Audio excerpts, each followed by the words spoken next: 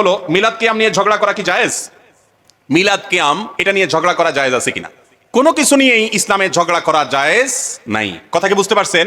কেউ মিলাদ কিয়াম করে, আপনি জানেন যে নবী করিম সাল্লাল্লাহু আলাইহি সাল্লামকে হাজির নাজির মনে করে দাঁড়ায় যাওয়া জায়েজ নাই, আপনি দাঁড়ায়েন না, কিন্তু আরেকজন দাঁড়ায়, সেজন্য ঝগড়াঝাটি করা কি নাই? জায়েজ নাই। পারলে বুঝান, আর না পারলে তারটা সে করুক, আপনারটা আপনি করেন। গন্ডগোল ফাসাদ হয় সমাজে, এমন কাজ করা জায়েজ হবে না। মনে রাখবেন, গন্ডগোল করে কখনো মিলাদ, বেদাত বা কোনো কিছু দূর করা যায় না। বুঝাইয়া আপনার আখলাক দিয়া, আচরণ দিয়া সেটা আপনি বুঝাতে পারেন ইনশাআল্লাহ বিইذنিল্লাহ। সুদ প্রদেয় ব্যক্তির ইবাদত কবুল হবে কিনা? ভাই, সুদখোর সম্পর্কে বলেছি, 7টি ধ্বংসাত্মক মহাপাপের মধ্যে একটা সুদখোর। এটা আল্লাহর কাছে অনেক জঘন্য অপরাধী, কিয়ামত দিন পাকড়াও হবে অনেক বড় ভাবে।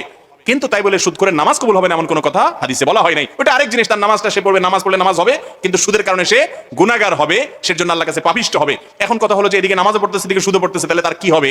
আল্লাহ রাব্বুল আলামিন চাইলে তাকে তার নামাজকে কবুল না করে জাহান্নামে দিতে পারেন, অথবা জাহান্নামের শাস্তি শেষ হওয়ার পর নামাজের বিনিময় জান্নাতে এসে পেতে পারে, আবার চাইলে মাফও করতে পারে। এটা আল্লাহর উপরে ফয়সালা। কিন্তু সে হারামখোর, এতে কোনো সন্দেহ নাই। হারামখোরি করলে যে নামাজ হবে না সেরকম কোনো কথা নাই।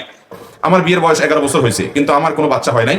আমার শাশুড়ি কোনো কিছু নিয়ে ঝগড়া লাগলেই আমাকে এবং আমার স্বামীকে ভাঞ্জা, আটকুরা বলে খোঁটা দেয় এবং বলে আল্লাহ যেন আমাদের কোনো সন্তান না দেয়, বদদোয়া করে। এমন অবস্থা আমাদের করণীয় কি? ভালো করে শুনে রাখেন।